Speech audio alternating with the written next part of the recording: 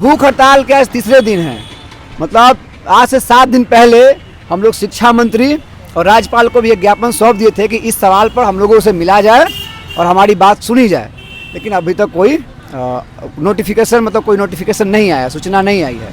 हमने उसमें यह भी तय कर दिया था कि आपके पास 2-3 दिन का समय है और एडमिशन शुरू होने में 2-3 दिन का समय है, आप बिहार बोर्ड के छात्रों का जीवन बचा सकते हैं। वो जो सारा धान जो 22 पसेरी है उसको आप छांट सकते हैं, हर धान का अपना अपना जो क्वालिटी है उसको मतलब हिगरा सकते हैं, शुद्ध भोजपुरी में कहिए तो।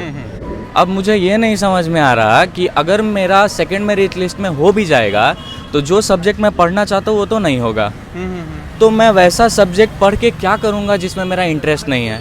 और मेरे साथ समस्या ये है कि मैंने पाटलिपुत्रा यूनिवर्सिटी या किसी और यूनिवर्सिटी का फॉर्म नहीं भरा था, क्योंकि कहीं ना कहीं मैं थोड़ा कॉन्फिडेंट था कि चलो हो ही जाएगा, थोड़ा अच्छा डिसेंट मार्क्स है। लेकिन अब मेरे को लगे ऐसा क्यों लग रहा है कि मेरा हो सकता है 1 साल बर्बाद चला जाए, क्योंकि यहाँ अब मेरे को संस्कृत ऑनर्स दे देंगे या हिंदी ऑनर्स दे देंगे तो वो मेरे से हो नहीं पाएगा और मैं पढ़ के अपना टाइम वेस्ट करूँगा। नमस्कार, मैं विष्णु नारायण द बिहार मेल के लिए पटना से, और इस समय पटना विश्वविद्यालय के ठीक बाहर हम हैं और यहाँ एक धरना प्रदर्शन चल रहा है, अनिश्चितकालीन भूख हड़ताल। कुछ पटना यूनिवर्सिटी के तमाम छात्र यहाँ पर बैठे हुए हैं। मसला, इससे पहले कि हम उनसे बातचीत करने जाएं, कुछ मसले को भी समझ लेते हैं। मैं अपनी ओर से समझाने की कोशिश करता हूँ। जैसे एक बोर्ड है देश के भीतर CBSE, एक बोर्ड है ICSE। CBSE और ICSE के बीच हमेशा सुपीरियॉरिटी और इन्फीरियॉरिटी को लेकर के कंपटीशन रहता है अनकहा। CBSE वाले खुद को बेहतर मानते हैं, ICSE वाले खुद को बेहतर मानते हैं, कोई एक दूसरे से कम अपने आप को आंकता नहीं। मगर इसी बीच तमाम स्टेट के भी अलग अलग बोर्ड्स हैं। जब आप बिहार बोर्ड में जाते हैं, जब आप यूपी बोर्ड में जानते हैं, और फैक्ट के तौर पर और प्रैक्टिकली सभी इस बात को जानते हैं कि बिहार बोर्ड में और यूपी बोर्ड में, जो कि अपने अपने राज्यों के बोर्ड्स हैं, उनमें उतने नंबर नहीं मिलते। और अगर उन्हें किसी भी तरीके की परीक्षा देनी हो तो, या फिर कई एक बार जब आप अंतिम बहाली होती है तो उसमें इनके जो मार्क्स होते हैं +2 के दौरान के, 10th के दौरान के, वो उससे कई एक बार मार्क खा जाते हैं। पटना यूनिवर्सिटी का मसला है तो यहाँ जो छात्र धरना प्रदर्शन पे बैठे हैं उनका भी यही कहना है कि सब धान 22 पसेरी क्यों होगा। मूल तौर पे यही समझ लीजिए। अभी फिर विकास से बातचीत में आगे बढ़ते हैं। यही बात है ना, क्या है बात है विकास? बात है किस लिए आप लोग धरना प्रदर्शन, और अब जब सेशन की शुरुआत होती है आमतौर पे अगस्त सितंबर, इस समय तक तो वैसे चुनाव हो जाना चाहिए था लिंग 2 के हिसाब से, तो आप लोग भूख हड़ताल पे चले गए, क्या मसला है? देखिए, स्थिति ऐसी ही बन गई है कि हम लोगों को भूख हड़ताल पे जाना पड़ा। हर बार पटना विश्वविद्यालय में जो एडमिशन का जो क्राइटेरिया है वो कंपटीशन, मतलब उनका इंट्रांस एग्ज़ाम होता है, उसके अपने जो नंबर आते हैं उसके आधार पर एडमिशन होता है। उसमें बाकायदा जो आरक्षण के जो नियम है या वो तमाम जो दुनिया में जो तमाम जो नीतियाँ बनी हुई है उसको लागू किया जाता है, तब कोई बात नहीं है। लेकिन इस बार कैंपस खुलने शुरू हुए कोरोना के कारण, तो कुलपति महोदय ने शिक्षा मंत्री को लेटर लिखा कि कोरोना के कारण हम इस बार इंट्रांस नहीं ले पा रहे हैं, कि हम इस बार नंबर के आधार पर एडमिशन लेना चाहते हैं। तो शिक्षा मंत्री ने बोला कि ठीक है, जैसा आप देख लीजिए। जबकि अभी और भी अलग अलग जो कैंपस हैं, चाहे SC हो, JNU हो, या देश के अलग अलग कैंपस, या बिहार में अभी देश में नीट और JEE का एग्ज़ाम भी हुआ, तो अभी तो एग्ज़ाम होना शुरू हो गया है। तो पहला हम लोग का सवाल ये था कि जब समय था ही, सेशन तो ऐसे भी आपका लेट है, आपका 1 जुलाई सेशन शुरू हो जाना चाहिए था, लेकिन वो नहीं हुआ, तो आप इसमें थोड़ा एक्सटेंड करके इंट्रांस पर आपको एग्जाम ले लेना चाहिए था, इतना झंझट नहीं होता। पहले ऐसे होता था एंट्रेंस पे, पहले होता था, कोरोना के ठीक पहले ऐसे हुआ है, लेकिन उन्होंने ऐसा नहीं किया। खैर, अब दूसरी जो बात आ गई कि भाई नंबर के आधार पर होगा। जब नंबर के आधार पर भी होगा, तो जब फॉर्म भी नहीं आया था, सिर्फ ये अनाउंस हुआ था कि फॉर्म निकलने शुरू हो गए हैं, तो आईसा की तरफ से हम लोग कुलपति से मिले थे कि सर इस बार आपका जो नामांकन है उसका क्या प्रक्रिया? बोले कि हम लोग नंबर के आधार पर ले रहे हैं। हम लोग ठीक है, इंट्रांस क्यों ले रहे हैं? तो बोले कि शिक्षा से मंत्री से ऐसा ऐसा आदेश है। हम लोगों ने तब मान लिया कि आदेश है, लेकिन हम लोग तब सवाल पूछे कि आप जब नंबर के आधार पर ले रहे हैं तो उसमें बिहार बोर्ड के छात्रों को किस रूप में देखते हैं? क्योंकि मार्किंग पैटर्न जो CBSE का है, ICSE का है, उसकी तुलना बिहार बोर्ड से कीजिएगा तो दोनों में ज़मीन और आसमान का अंतर है। आप उदाहरण के लिए देखिए कि इसी बार पटना में दर्जनों ऐसे स्कूल हैं जिस एक स्कूल से 20-20 बच्चे 99.9, 98.9 ये मार्क्स लाए हैं। उनका एक एग्ज़ाम भी नहीं हुआ है तो स्कूल अपनी उसकी कहिए कि अफिलिएशन बचाने के लिए वो बढ़िया मार्क्स देते हैं ताकि उनकी अपनी जो प्रेस्टीज है वो बचा रहे। लेकिन बिहार बोर्ड के छात्रों का तो और स्कूल का अस्तित्व ही नहीं होता है। कई सारे तो स्कूल ऐसे होते हैं जहाँ बच्चे सिर्फ नाम लिखवाने जाते हैं और बस अगला बार आते हैं वो एडमिट कार्ड लेने या प्रैक्टिकल देने। तो उस स्कूल का क्या होगा, उन बच्चों का क्या होगा जो बिहार के दूर दराज इलाकों में हैं, जो बहुत मुश्किल से अपनी +2 की पढ़ाई पूरी करते हैं। उसमें कई ऐसे छात्र होते हैं बाकायदा मजदूरी करते हुए अपनी पढ़ाई पूरी करते हैं, और उनका जो मार्किंग पैटर्न है स्पष्ट तौर पर अगर आंकड़ा निकालिए तो 25 से 30% का अंतर रहता है। तो हम लोगों ने उनको सवाल पूछा तो उन्होंने तब आश्वासन हमें दिया था कि हम 10% रिजर्वेशन को लेकर शिक्षा मंत्री को हम चिट्ठी लिखेंगे, हम आपकी बात को रख रहे हैं। जब एडमिशन शुरू हो गया तो हम लोग पूछे कि सर हम लोग का आश्वासन का क्या हुआ। फिर उसके बाद हम लोगों से मिलना बंद कर दिए।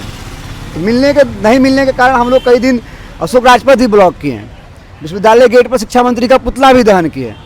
तब प्रॉक्टर साहब बोलते हैं कि कुलपति साहब का कहना है, आदेश जारी करते हैं कि ये इनके हाथ में नहीं है कि आप जाइए राजभवन और शिक्षा मंत्री के पास।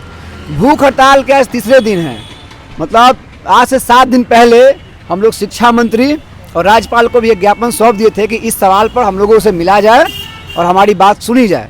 लेकिन अभी तक कोई नोटिफिकेशन नहीं आया, सूचना नहीं आई है। हमने उसमें यह भी तय कर दिया था कि आपके पास 2-3 दिन का समय है और एडमिशन शुरू होने में 2-3 दिन का समय है, आप बिहार बोर्ड के छात्रों का जीवन बचा सकते हैं। वो जो सारा धान जो 22 पसेरी है उसको आप छांट सकते हैं, हर धान का अपना अपना जो क्वालिटी है उसको मतलब हिगरा सकते हैं, भोजपुरी में कहिए तो लेकिन कोई सूचना नहीं आई। हमने कह दिया कि हम अल्टीमेटम भूख हड़ताल पे जा रहे हैं। आज भूख हड़ताल का 3रा दिन है। तो हम लोग इसके समाधान को जिस रूप में देखते हैं कि इसमें कोई दो राय नहीं है, बार बार कहने की भी जरूरत नहीं है कि बिहार बोर्ड के छात्रों का उनका एक स्पेसिफिकेशन है, उनका अपना मार्किंग पैटर्न है, उनकी अपनी एकेडमिक व्यवस्था है जो कहिए तो पूरी तरह से चौपट है, उसके बीच बच्चे निकलते हैं। तो हमने कहा कि या तो आप फिर बिहार बोर्ड के छात्रों को 50% आरक्षण दे दीजिए, या आपके पास समय है आप इंट्रांस ले लीजिए, या फिर आप बिहार बोर्ड का अलग कट ऑफ लिस्ट जारी कर दीजिए, CBSE का अलग कट ऑफ लिस्ट जारी कर दीजिए। तो इन तमाम हम लोगों ने, या फिर आप नॉर्मलाइजेशन ला दीजिए, एक इक्विवेलेंसी सेट कीजिए कि भाई ये कि जो कॉमन जो मार्किंग पैटर्न है ये है, इससे ऊपर वालों का या नीचे वालों को एक रैंक तय कर दीजिए। इन्होंने ऐसा नहीं किया, सारे को एक साथ मिला दिया और ऊपर से एक रैंक लिस्ट निकाल दी गई। अब वो जो उसमें भी जो रैंक लिस्ट निकली है, तो एक तो नई शिक्षा नीति के कारण CBCS लागू है जिसमें कई तरह का कन्फ्यूज़न है। उसमें अब जो दिक्कतें आ रही हैं सब्जेक्ट को लेकर, विषय को लेकर, वो नहीं हो रहा है। दूसरा जो मुख्य सवाल जो हम आ रहे हैं जिसका हमें डर था, बिहार बोर्ड के छात्र अब बाहर हो चुके हैं स्पष्ट तौर पर, लेकिन कुलपति और प्रॉक्टर रोज बयान जारी करके भरमा रहे हैं कि नहीं बच्चों का एडमिशन हो रहा है, थोड़ा इंतजार कीजिए, 2nd लिस्ट में और होगा, 3rd लिस्ट में और होगा। अभी हम लोग यहाँ आज 3 दिन से भूख हड़ताल बैठे हुए हैं, कम से कम अभी सैकड़ों छात्र आ चुके हैं यहाँ उस क्वेरीज को लेकर। 85% बिहार बोर्ड वो संस्कृत चुनना चाहते हैं, उसमें एडमिशन लेना चाहते हैं, उनका नहीं हो रहा है। 79% जो चाहते हैं कि मैथमेटिक्स मिल जाए लेकिन उनको ज्योग्राफी दे दिया जा रहा है। ऐसे कई छात्र जिनका कुछ आ जाता है, कुछ है कि जिनका नाम ही नहीं लिस्ट में आ रहा है। अभी हमारे पास हैं 75%, उनका लिस्ट में नाम नहीं है। कुछ छात्र ऐसे भी हैं CBSE बोर्ड के जिनका 71% है लेकिन लिस्ट में नाम है। तो स्पष्ट तौर पर हम उस रीजनल में नहीं जाएंगे, लेकिन हम एक कहना चाहेंगे कि बिहार के ही छात्रों के साथ जो बिहार का सबसे बेहतर संस्थान एक पटना विश्वविद्यालय जो थोड़ा बचा हुआ है, उसमें जो बिहार के छात्र हैं जो पिछड़े और शैक्षणिक रूप से पिछड़े, आर्थिक रूप से पिछड़े, सामाजिक रूप से पिछड़े, उनके लिए कह दीजिए कि कुलपति ने गेट पे लिख दिया है कि बिहार बोर्ड के छात्रों का प्रवेश वर्जित है। बिहार बोर्ड के छात्रों का प्रवेश वर्जित है। कुछ PhD के भी छात्र हैं, PhD में एडमिशन हो गया था कि नहीं हुआ था? जी सर, 2019 में तो हो गया था, मगर 2021 में इसका कोर्स वर्क का एग्ज़ाम हुआ। हाँ। उसमें हम सबको कुछ टेक्निकल कारण और कुछ गलत क्वेश्चन देने के कारण हम सबको कोर्स वर्क में फेल कर दिया गया। इसके बावजूद हम सब जब फेल कर दिया गया तो रिजल्ट आने के बाद हम सब VC साहब से मिले, डीन साहब से मिले, फिर इसके बाद राजभवन में जाके भी आवेदन दिए, फिर मुख्यमंत्री जी के यहाँ भी दिए, मगर इसका कोई अथी लिया गया ही नहीं सर, कोई रिस्पॉन्सिबिलिटी नहीं लिया गया। फिर हमने आयशा के द्वारा माने धरना प्रदर्शन किए, तो फिर VC साहब बोले कि ठीक है आपको री एग्ज़ाम करवा के आप सबको निकलवा देते हैं। फिर भी मैंने 2 महीना तक इंतज़ार किए, अभी तक कोई इसका थी नहीं आया है सर। इसके कारण हमने 2-3 दिन से धरना पे भूख हड़ताल पे बैठे हुए हैं। तो ये कोर्स वर्क में फेल हो जाने की बात क्या पहली बार नई हुई है या इससे पहले भी होता रहा इस तरीके सर ऐसा होता है, ऐसे कोर्स वर्क में फेल करने का कोई अथी नहीं होता है सर। ये पहले बार इतना है कि इतना स्टूडेंट अब पहली बार इतना फेल किया है। एमए भी तो यहीं से किया था आपने? नहीं, एन कॉलेज पटना से सर। अच्छा, मगध मगध यूनिवर्सिटी जी। तो वहाँ एमए में कितना मार्क्स वगैरह मिला था? 62% है सर मेरा। 62% जी एम। और वही लोग जब पीएचडी में आ जा रहे हैं तो आप लोग फेल हो जा रहे हैं? जी, पीएचडी कोर्स वर्क में हम सबको फेल कर दिया गया है। तो ये भी एक चीज़ देखने जानने और समझने वाली है कि एक व्यक्ति जो एमए में 60-62% मतलब फर्स्ट डिवीजन से पास हो रहा है, वो कैसे पीएचडी में आते आते कोर्स वर्क में फेल हो जा रहा है। अगर कोई फेल हो जा रहा है तो क्या सिर्फ ये छात्रों की ही गलती मानी जाएगी या फिर उसके अलावा जो एक पूरी व्यवस्था है, एक जो शैक्षणिक व्यवस्था जिसको हम हर बार मजबूत और सुदृढ़ करने की बात करते हैं, उस पर भी कुछ उसकी भी कोई जवाबदेही होगी। एक नौजवान और हैं यहाँ पर और 75% है संभवतः आपका, और इनका एडमिशन फॉर्म वगैरह तो ज़रूर भरा, और उसमें आपके साथ क्या इशू आ रहा है?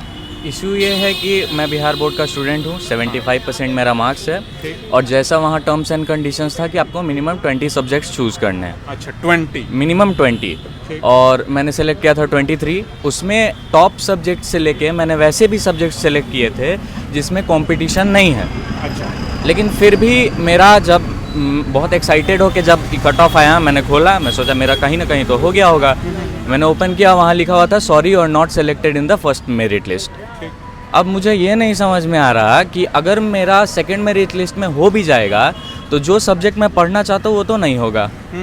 तो मैं वैसा सब्जेक्ट पढ़ के क्या करूँगा जिसमें मेरा इंटरेस्ट नहीं है। और मेरे साथ समस्या ये है कि मैंने पाटलिपुत्रा यूनिवर्सिटी या किसी और यूनिवर्सिटी का फॉर्म नहीं भरा था, क्योंकि कहीं ना कहीं मैं थोड़ा कॉन्फिडेंट था कि चलो हो ही जाएगा, थोड़ा अच्छा डिसेंट मार्क्स है। लेकिन अब मेरे को लगे ऐसा क्यों लग रहा है कि मेरा हो सकता है 1 साल बर्बाद चला जाए, क्योंकि यहाँ अब मेरे को संस्कृत ऑनर्स दे देंगे या हिंदी ऑनर्स दे देंगे तो वो मेरे से हो नहीं पाएगा और मैं पढ़ के अपना टाइम वेस्ट करूँ। यही मेरा प्रॉब्लम है जिसके लिए मैं अपने सीनियर से, आयसा के मेंबर से मिलने आया था। यही चीज़ है जिसका मैं सॉल्यूशन चाहता हूँ। और एक और बात यहाँ ये है कि यहाँ एंट्रेंस नहीं है। हमारा रिक्वेस्ट है कि आप एंट्रेंस ही ले लो, हमारे पास है इतना कि हम क्वालिफाई कर लेंगे।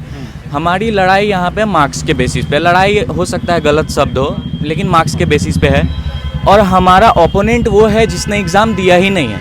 हमने एग्ज़ाम दिया है, पैंडेमिक में हमने अपना लाइफ रिस्क पे डाला है। बिहार बोर्ड के लोगों ने जी हमने एग्ज़ाम दिया है और हमारी लड़ाई उन लोगों से है जिन्होंने एग्ज़ाम ही नहीं दिया है।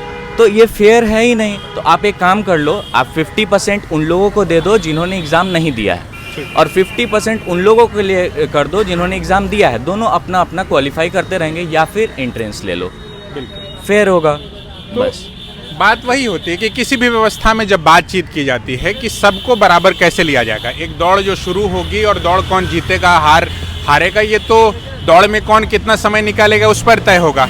मगर जब दौड़ शुरू होगी उससे पहले एक लेवल फील्ड होना चाहिए। ऐसा नहीं है कि किसी को नदी नाले और पहाड़ों के माध्यम से होते हुए गुजरना पड़े और दौड़ पूरी करनी पड़े और एक आदमी को लेवल फील्ड मिलता रहे।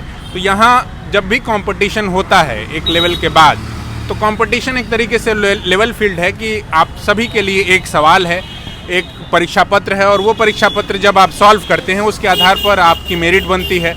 उस मेरिट के आधार पर आपको जो है कहीं भी दाखिला मिलता है। तो इन्हीं सारी चीज़ों पर, इन्हीं सारे मसलों को लेकर के यहाँ पटना विश्वविद्यालय के गेट के बाहर 3 दिनों से भूख हड़ताल और धरना प्रदर्शन जारी है।